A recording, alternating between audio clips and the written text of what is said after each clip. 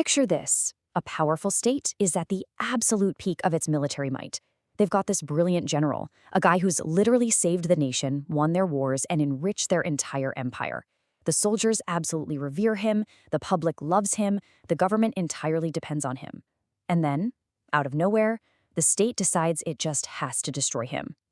Not the enemy, not some traitor caught red-handed on the battlefield, but their very own indispensable hero. Welcome to This Explainer. Today, we're stepping back into the Renaissance to unpack a really fascinating historical paradox, the story of Francesco Bussone da Carmagnola. Okay, let's dive into this. The story of Carmagnola isn't just your standard military history. It honestly reads like a 15th century true crime thriller.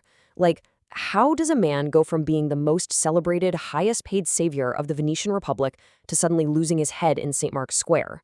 Why did Venice execute its absolute greatest military hero? To answer that, we really have to understand that this isn't a story about failing on the battlefield. It's actually a chilling look at the terrifying dynamics of power and what happens when someone just becomes way too successful for their own good. To set the scene here, we need to look at the incredibly chaotic political landscape of Italy back in the 1400s. There were no unified national armies. None of that. Instead, rival city-states like Venice, Milan, and Florence completely relied on condottieri. These were professional mercenary generals hired by these states to command private armies and basically conduct warfare on their behalf. They fought for whoever paid the highest price, period. It was a system that richly rewarded absolute military brilliance, but as you can probably guess, it was also deeply, deeply infected with distrust. And Carmagnola's life? It is nothing short of cinematic. He didn't come from noble blood. Far from it. Born around 1380, he started out as a humble peasant boy, literally tending flocks of sheep. Yet fast forward just a few decades, and he's completely transformed into the most powerful, most feared military mind in all of Italy. He conquers territories for the Duke of Milan, famously defects to rival Venice, and then, well, in 1432, he meets a shockingly sudden end. Section 1, From Shepherd to Mastermind. Let's start with the first major chapter of his life, tracing his astronomical rise within the Milanese army under the notoriously paranoid Duke, Filippo Maria Visconti. Carmagnola was a pure military prodigy. He started his career in arms at just 12 years old. As a commander, he had this incredible tactical mind. He mastered combining heavy cavalry with infantry and sharpshooters in ways his enemies just couldn't counter. As he swept across the map, rapidly subduing rival lords and capturing key cities like Brescia and Piacenza for Milan, his success was absolute.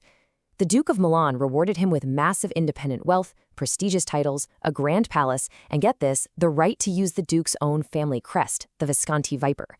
He was literally brought into the absolute inner circle of power. Section 2, Milan to Venice. Shifting loyalties. Because as we'll see, in a world ruled by absolute monarchs and wealthy oligarchs, towering popularity is actually a very dangerous thing to have. And this brilliantly illustrates exactly what happened.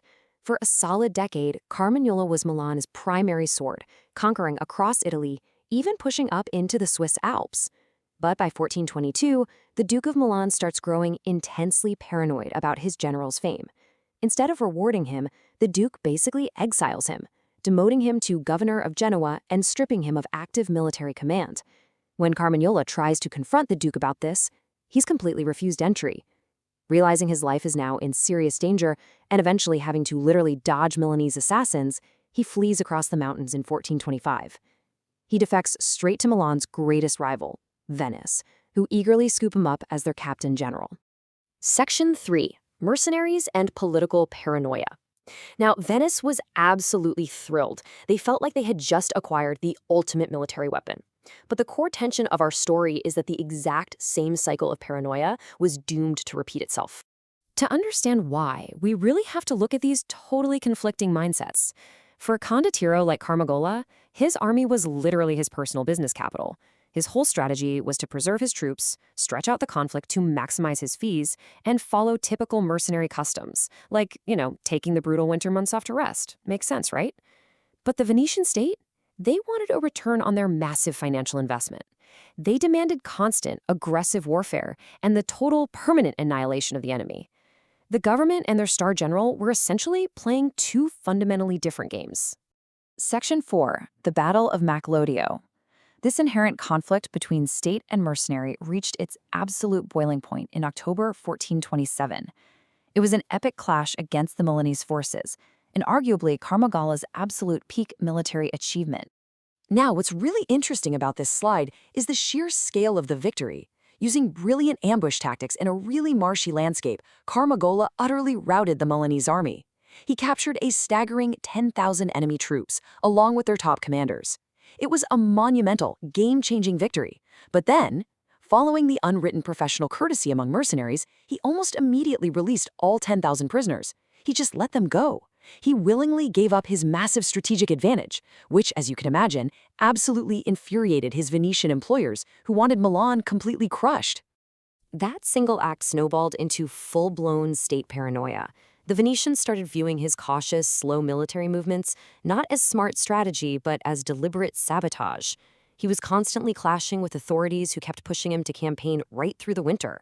And to make matters worse, Venetian spies intercepted secretive correspondence between Carmagnola and his former employer, the Duke of Milan. Combine all that with his immense independent wealth and the absolute unwavering loyalty of his troops, and Venice began to see him not as their grand protector, but as their greatest existential threat. Section 5. Betrayal by the State, which brings us to the really chilling events of 1432. Venice had decided that their indispensable general was now an intolerable liability. But you don't just fire a man who commands an army of tens of thousands. You have to trap him. The methodical, cold-blooded nature of this betrayal is honestly stunning. In April, he was summoned back to Venice, supposedly just to discuss war strategy with the Doge. He arrived to the highest honors. 8 Venetian nobles personally escorted him straight into the Doge's palace. But the second those heavy doors closed, the trap sprang. He was suddenly arrested, his family was locked up, and he was thrown into a tiny cell.